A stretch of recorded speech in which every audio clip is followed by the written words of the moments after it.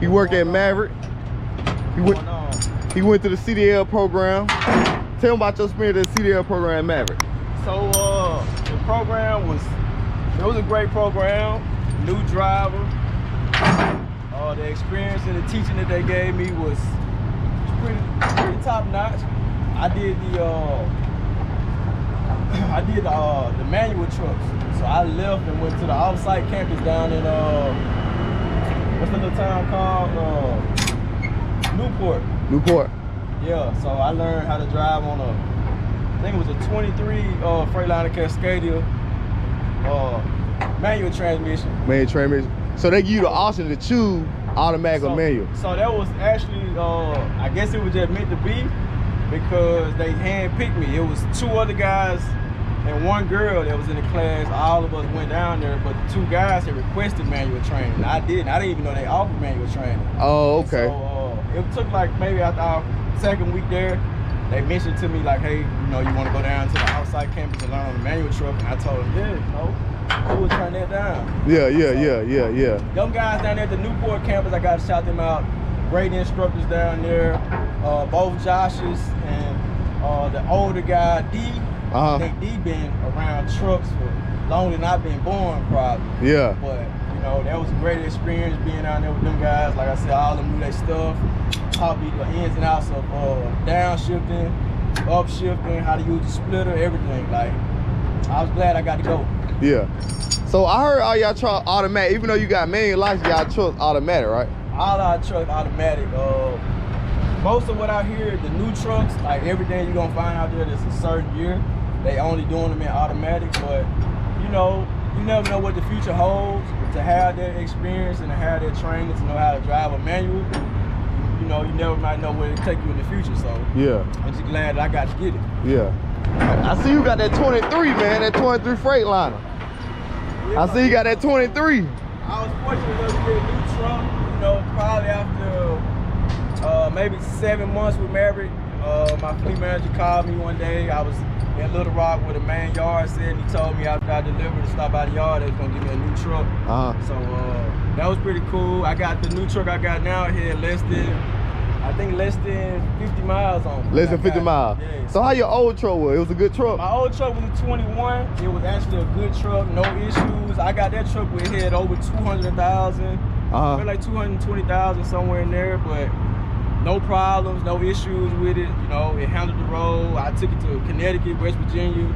I've been all over in it. No problem, no stall outs, no blowouts, like nothing, no overheating. It's a good truck. This is a good truck too. I'm still kind of breaking it in though. Yeah. So I heard y'all got some good equipment out here, man. I see y'all. What is that right there on top of that? What is that? So that's the mirror eye system. You know what I'm saying? Just a camera system that Maverick uses on their trucks. They come in here. He finna explain the mirror eye system and how it works. So you got your control over here by your steering wheel and your shifter. Basically, you can fold your mirrors in and out with the middle button. You can adjust your brightness, and this is for whether you're in the dark or you got light. The bottom 2 buttons, I think, are to rotate farther out or bring the cameras farther in. Your middle screen is for your passenger side blind spot over your passenger front tire. That little side spot. Old school trucks used to have a mirror in the side door right there, and that was kind of like they blind spot, but obviously we don't have the cutouts for the holes in the door no more. So that's the blind spot on your passenger side. That screen shows 2 views for the passenger side, and then on your driver's side, same thing. You got 2 different views for your driver's side. How you moving up? So you move your camera, you have to hit the selector knob, and then you start rotating it. Rotate left or right, depending on what kind of adjustments you want to make for your camera. So it help with your turns and back. Did it really help?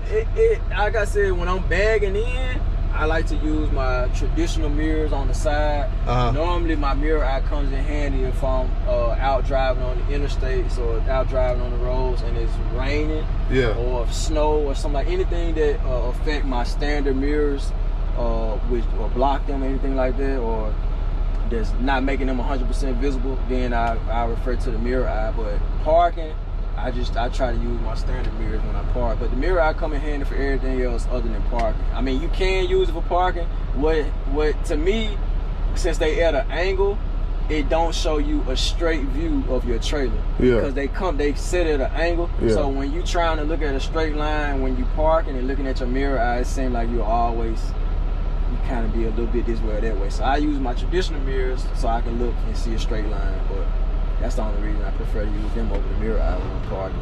Yeah, that truck still look good. Got the Sires radio and everything else. Yeah, look it's good. a little dirty, but it's my baby. It's my money maker. When it's raining, for sure. When your mirrors, your side view, your standard mirrors, whenever they wet, you can't let your window down and wipe them off or nothing like that. You can always use your mirror eyes because they don't even get wet. Like no water falls on the lens because of where it's sitting at. Yeah. So you can see behind you clear as day. Nighttime, if you're around lighting, they're pretty good. But if you're somewhere at nighttime and it's dark, like no street lights or no ambient light, then it's kind of hard to see out of them. But they're a good investment. You know, they help you out. Definitely help you out. I would say when you bagging up though, you still want to use your side view mirrors. Yeah. As most as you can when you can. Yeah. So what the pay looking like? The pay looking good over there? The pay is fine with Maverick if you dedicate yourself to it and you get kind of efficient with what you're doing, with your loading times, with your securement times. As long as you don't have too many hiccups in it, and you know, of course, with your experience, you know, all that type of stuff will speed up. Yeah. But I had no complaints about the pay. You know, I'm a USA driver, so I stay out. I'm not home every week. And what's your average check be though? What's your average check be? On the average, depending on what my miles are, but I would say high end, some of my better weeks, 1,600, 1,680, somewhere in there. Yeah. Average weeks, week to week, you in between maybe 13 and 15. Low end, you probably do 1,200. That's still good. And y'all got that guarantee 1,100, so. You got the guarantee pay thing too. So, you know, as long as you stay out and you work 5 days in a week, you guaranteed a certain amount so you won't flop. Yeah, that ain't bad though. You got some company ain't got that guarantee. That's the truth. That's another benefit I gotta give it to Maverick, you know, as far as the health benefits, the home time, and stuff like your guarantee pay, the equipment and stuff they set you up with, like it's, you know, it's a lot of benefits. Yeah, it is. So what state you coming from? Like I'm originally from Mississippi. I drive now out of Dallas. That's where my home base is, Dallas, Texas. So whenever I'm you know, not on the road, that's home. Okay. What load you usually pick up? Coming to and from. Yeah, what you usually pick up? So usually if I'm loading out of Dallas, I live 30 miles from the main Home Depot distribution center, which is like one of the largest, I think, Home Depot distribution centers in the U.S. So typically I load out of the Home Depot and probably go either Oklahoma or Arkansas, and then from there, just depending on how my fleet manager feeling. Yeah. So they keep you moving though at Maverick. Oh yeah. You have very little time to sit around and wait. We just kind of crossing from the winter season into the spring. So things are about to definitely start back picking up. For most carriers, wintertime, certain things that they don't move as far as freight. But now coming in the spring, everything should be back full on. From lumber to metal, pulls, shingles, anything you think of should be moving. So I'm expecting it to pick up and keep going. So what you would probably tell a new driver thing about coming to Maverick? What you would probably tell them? A new driver that's intending to get into this field and choosing Maverick for your carrier as your first carrier, I think you probably would be better off your first outing picking a company like Maverick because of the way everything's set up as far as how they train and what's available to you as a driver, as far as your amenities, the yards that they have available, the services at the yard, as far as doing laundry, the shops that are 24 hours.